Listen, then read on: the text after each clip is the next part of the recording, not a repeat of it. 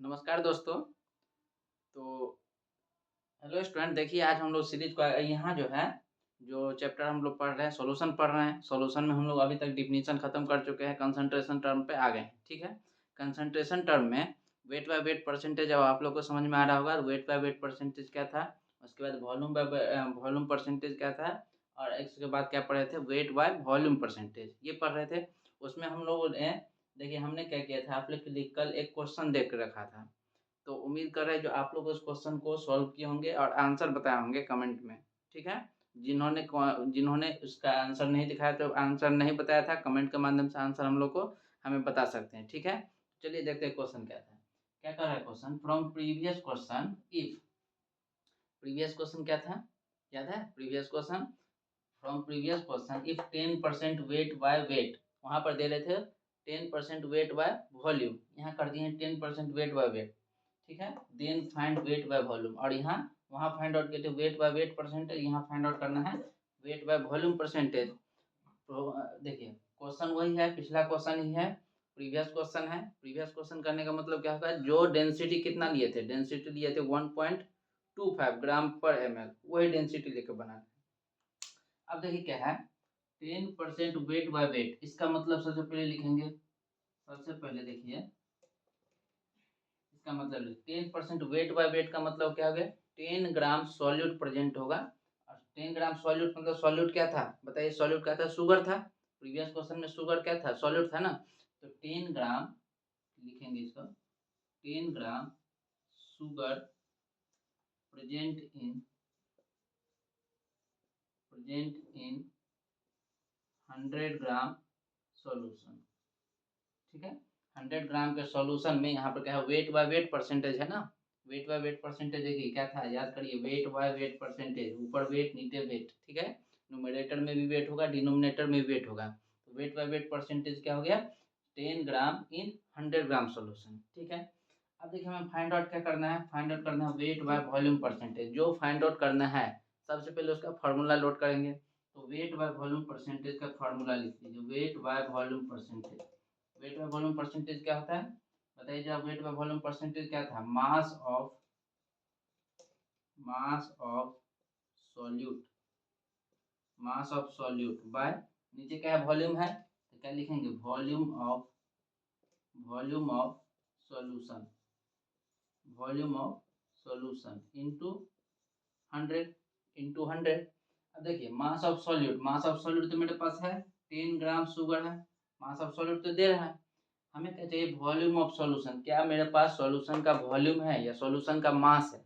Solution का मास दिया हुआ है और डेंसिटी हमें पता है सॉल्यूशन का, तो हम यहाँ से वॉल्यूम फाइंड आउट कर सकते हैं। बताइए डेंसिटी बराबर क्या लिखेंगे, मास बाय वॉल्यूम, ये लिखेंगे ना। अब देखिए मेरे पास डेंसिटी 1.25 क्वेश्चन में दिया हुआ है, मास ऑफ सॉल्यूशन कितना है 100 ग्राम, तो वॉल्यूम ऑफ सॉल्यूशन क्या लिख सकते हैं, बताइए मास बाय डेंसिटी। मास कितना है, मास है 100, डेंसिटी कितना 1.25, ये होगा।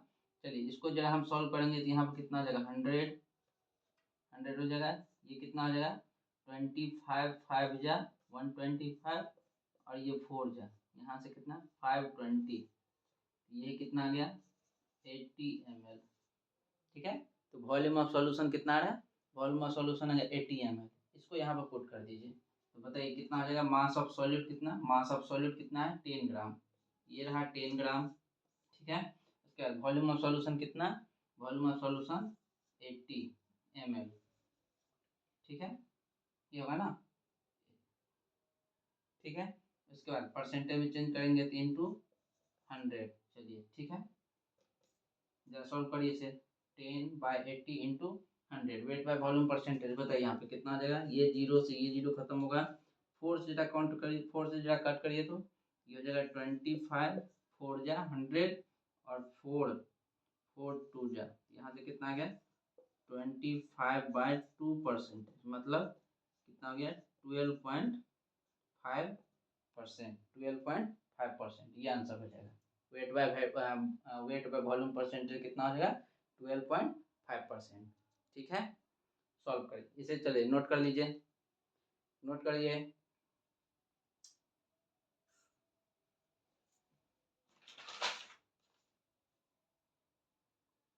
कर लिए? चलिए रफ करते हैं, रफ करें।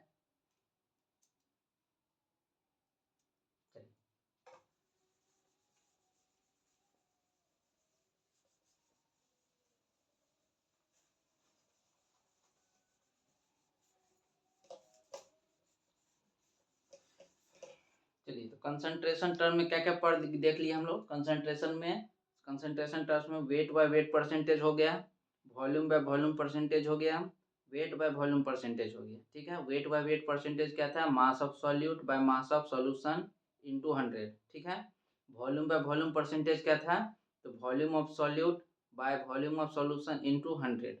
और वेट बाय वॉल्यूम परसेंटेज क्या था, तो mass of solute by volume of solution into 100। ठीक है, चलिए अब नया कंसंट्रेशन टर्म्स नंबर 4 जो कंसंट्रेशन टर्म्स है वो देखते हैं। ठीक है, चलिए नंबर 4 कंसंट्रेशन टर्म पढ़ते हैं, मोल फ्रैक्शन। मोल फ्रैक्शन,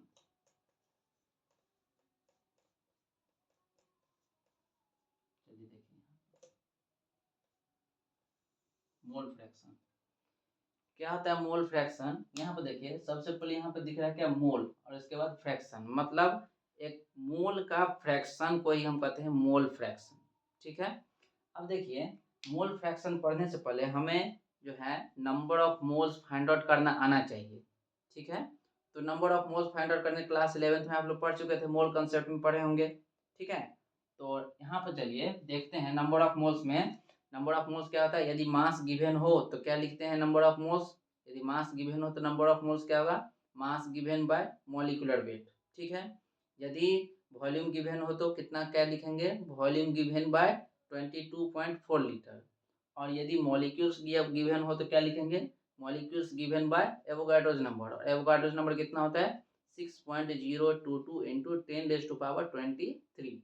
ठीक है, 6.022 इंटू 10⁻23। जैसे देखिए यहाँ पे लिख देते हैं हम, देखिए नंबर ऑफ मोल्स, इनसे ईटा से डिनोट करते, नंबर ऑफ मोल्स बराबर क्या आ जाएगा, mass given by molecular weight, molecular weight, mass given by molecular weight. ठीक है, first formula. Second formula, number of moles equals to लिखेंगे number of molecules volume given by 22.4 litre, volume given by 22.4 litre.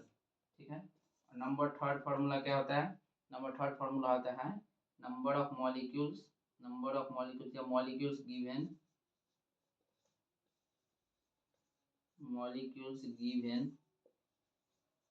Bye 6.022 into 10⁻23। और ये क्या आता है, इसी को क्या बोलते हैं, इसी को बोलते हैं एवोगाड्रोस नंबर, Na से डिनोट करते हैं, इसी को डिनोट करते हैं Na से। चलिए देखिए नंबर ऑफ मोल्स निकालने का 3 फार्मूला है। फर्स्ट फार्मूला क्या है, मास given by molecular wait.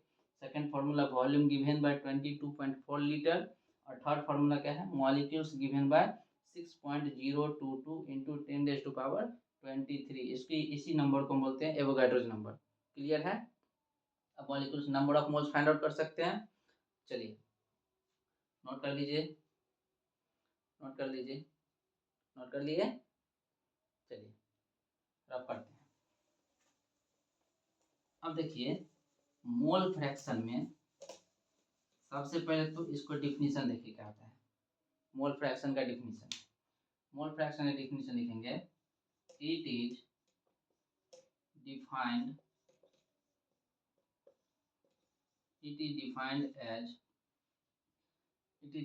as the moles of, ऐसे लिखिए, the ratio of moles of one constituent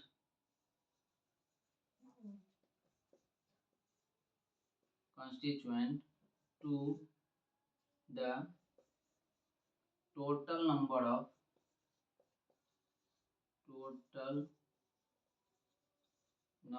of moles, total number of moles. चलिए डिफिनीशन देखिए क्या है। It is defined as the ratio, ठीक है, it is defined as the ratio of mole of one constituent, ratio of the mole of one constituent to the total number of moles. देखिए क्या होता क्या है, जैसे देखिए जैसे हम एक कंटेनर लिए, ठीक है, इस कंटेनर को हम क्या कर रहे हैं, 3 पार्ट में डिवाइड कर रहे हैं। ध्यान से देखिएगा, ये टॉपिक यहाँ से पढ़ने के बाद, हमसे पढ़ने के बाद, आज के बाद आप लोग को कहीं देखने की, कई अदर लेक्चर देखने की जरूरत नहीं पड़ेगी। यहाँ देखिए हम क्या कर रहे हैं, एक कंटेनर को 3 पार्ट में डिवाइड कर दिए। तीनों को देखिए, ये कंटेनर ए है, कंटेनर बी है, कंटेनर सी है। इसका मतलब समझ रहे हैं, इसका मतलब जो ए वाला कंटेनर है उसमें सिर्फ और सिर्फ ए का पार्टिकल है, ठीक है। जो बी का कंटेनर है उसमें सिर्फ और सिर्फ बी पार्टिकल्स है, और सी वाले में सिर्फ और सिर्फ सी का पार्टिकल्स है, ठीक है। तो बताइए यदि इसमें ए का पार्टिकल्स है तो इसमें नंबर ऑफ मोल्स भी किसका होगा, नंबर ऑफ मोल्स भी ए का ही होगा। तो यहाँ से हम क्या लिखेंगे, इसमें नंबर ऑफ मोल्स हो जाएगा एन ए, इसको बोलते हैं ईटा, ठीक है। इसी तरह से बताइए बी वाले में क्या हो जाएगा, बी वाले में नंबर ऑफ मोल्स किसका हो जाएगा, ईटा ऑफ बी या मोल्स ऑफ बी। और सी वाले कंटेनर में क्या हो जाएगा, सी वाले में कंटेनर में क्या करें, मोल्स ऑफ सी। अब देखिए तीनों कंटेनर में अलग अलग नंबर ऑफ मोल्स है, ठीक है। अब हम क्या कर रहे हैं, यदि इसका हमको मोल फ्रैक्शन चाहिए, तो फ्रैक्शन का मतलब जैसे हम बोले, यहाँ देखिए ये जो फ्रैक्शन है, इस फ्रैक्शन का मतलब समझिए। फ्रैक्शन का मतलब क्या होता है, जो पी बाय क्यू का फॉर्म में हो। फ्रैक्शन का मतलब क्या होता है, जो पी बाय क्यू के फॉर्म में हो, मतलब पी, देखिए ये जो है पी बाय क्यू का फॉर्म में, ठीक है।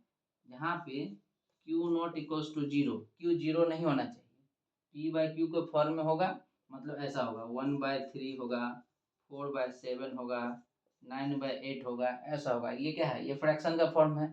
और इसी फ्रैक्शन में यदि नंबर ऑफ मोल्स इन्वॉल्व हो जाए, इसी फ्रैक्शन में यदि नंबर ऑफ मोल्स इन्वॉल्व हो जाए तो उसी को बोलेंगे मोल का फ्रैक्शन, मोल फ्रैक्शन, ठीक है।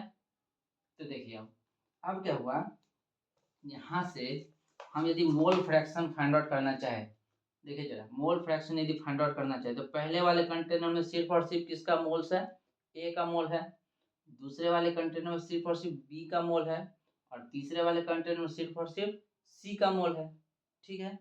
अब हम क्या कर रहे हैं, मोल फ्रैक्शन को इंडिकेट करते हैं, ये देखिए एक्स से, इसको बोलते हैं, कोई बताएंगे, इसको बोलते हैं जीटा, इसको बोलेंगे जीटा, इसको बोलते हैं, सिंबल को बोलते हैं जीटा। तो जीटा ऑफ ए, इसको बोलते हैं मोल फ्रैक्शन ऑफ ए। ध्यान से देखिएगा, जीटा ऑफ ए मतलब मोल फ्रैक्शन ऑफ ए।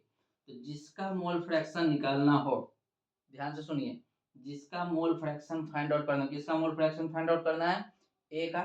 तो जिसका मोल फ्रैक्शन फाइंड आउट करना है उसके नंबर ऑफ मोल्स को न्यूमरेटर में रखेंगे, ठीक है। तो क्या आ जाएगा बताइए, moles fraction of A will be equals to moles of A, ठीक है, by total mole, ratio of mole of one constituent to the total number of moles, ठीक है। अब बताइए इस एक बड़े से कंटेनर में किस किस का मोल्स है, तो मोल्स ऑफ ए है, मोल्स ऑफ बी है, मोल्स ऑफ सी है।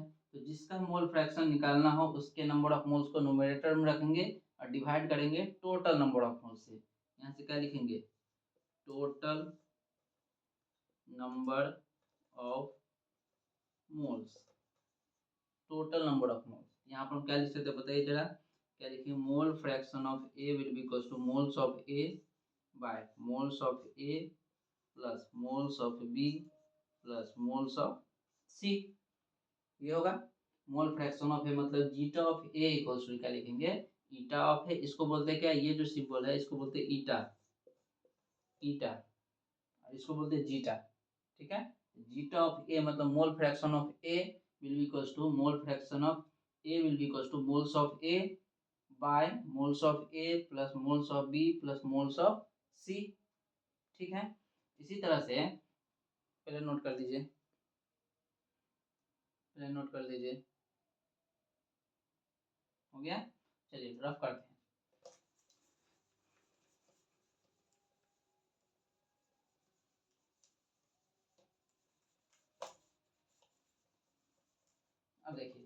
अब यदि हमको mole fraction of B find out करना है तो क्या लिखेंगे, zeta of B. Zeta B किसका मोल फ्रैक्शन चाहिए, बी का। तो जिसका मोल फ्रैक्शन चाहिए उसके नंबर ऑफ मोल्स को न्यूमरेटर में रखेंगे। तो क्या लिखेंगे यहाँ पे, eta of B by total number of moles क्या रहेगा, moles of A plus moles of B plus moles of C. ठीक है। और थर्ड क्या है, mole fraction of C. Mole fraction of C क्या आ जाएगा, जिसका मोल फ्रैक्शन चाहिए उसके नंबर ऑफ मोल्स को न्यूमरेटर में रखेंगे। तो moles of C by moles of A plus moles of B plus moles of C. Clear है। अब देखिए फिर से, मोल फ्रैक्शन ऑफ ए क्या हो गया, moles of A by total number of moles. Mole fraction of B क्या हो गया, मोल फ्रैक्शन ऑफ बी हो जाएगा moles of B by total number of moles. और मोल फ्रैक्शन ऑफ सी क्या हो जाएगा, moles of C by total number of moles. ठीक है। अब यहाँ पर एक क्वेश्चन आता है, sum of mole fraction is 1। ये प्रूफ करने के लिए आता है, बोर्ड में ये अक्सर देखने को मिलता है। और यहाँ पे यदि इस डेटा का यूज किया जाए तो यहाँ से क्या होता है, जेई का भी बहुत सारा क्वेश्चन आप सॉल्व कर सकते हैं। ठीक है। तो देखिए बोर्ड पे ऐसा क्वेश्चन आता है जो prove that mole the sum of the mole fraction is 1। ठीक है। तो आप लोग कर सकते हैं ना, क्या करना है, सम ऑफ मोल फ्रैक्शन मतलब mole fraction of A plus mole fraction of B plus mole fraction of C को सम करके 1 फाइंड आउट करना है, ये प्रूफ करना है। ठीक है। चलिए करके देखते हैं। तो ध्यान कर लीजिए, मोल फ्रैक्शन ऑफ ए क्या है, जिसका मोल फ्रैक्शन उसके मोल्स को ऊपर रखेंगे by total number of moles. ठीक है। चलिए देखिए,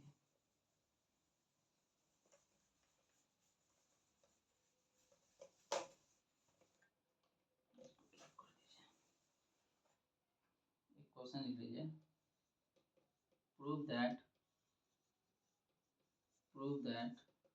the sum of mole fraction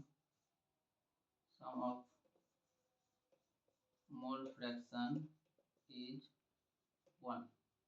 ठीक है। Prove that the sum of mole fraction is 1।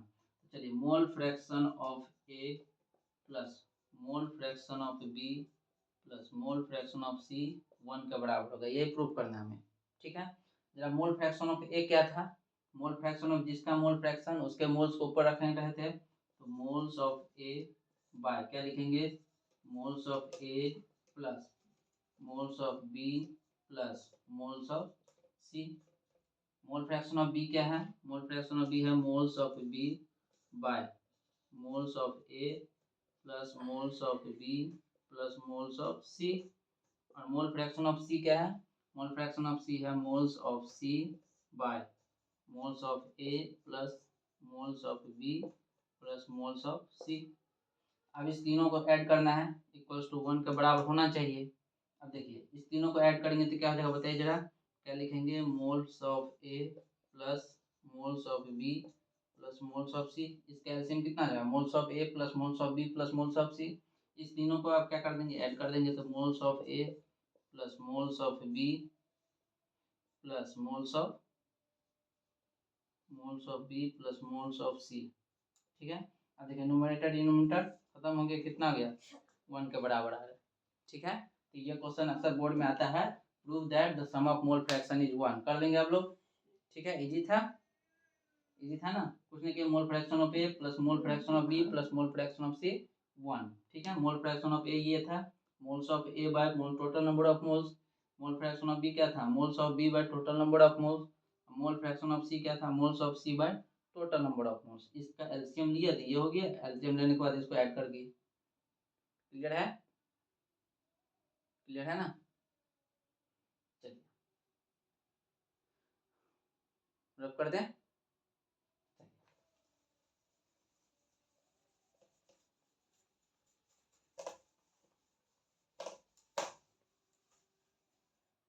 एक क्वेश्चन लिखिएगा, एक क्वेश्चन लिखिए, क्वेश्चन ये है 40 ग्राम सोडियम हाइड्रोक्साइड, ठीक है, 40 ग्राम सोडियम हाइड्रोक्साइड को डिजोल्व कर रहे हैं 54 ग्राम वाटर में। ठीक है, 40 ग्राम सोडियम हाइड्रोक्साइड को डिजोल्व कर रहे हैं 54 ग्राम ऑफ वाटर में। Find mole fraction of sodium hydroxide and mole fraction of water. Find mole fraction of sodium hydroxide and mole fraction of water. कर देंगे ये लोग, आप लोग करके रखिएगा, और जिसका आंसर आ जाए वो कमेंट में बताएंगे हमें, ठीक है। जिसका आंसर आ जाए वो कमेंट में बताएंगे। और दोस्तों के साथ वीडियो को शेयर करिए ज़्यादा से ज़्यादा। जो चैनल पे नए हैं वो सब्सक्राइब कर देंगे चैनल को, बेल आइकन को जरूर दबाएंगे, और अपने दोस्तों के साथ ज़्यादा से ज़्यादा शेयर करेंगे वीडियो को, ठीक है। थैंक यू दोस्तों।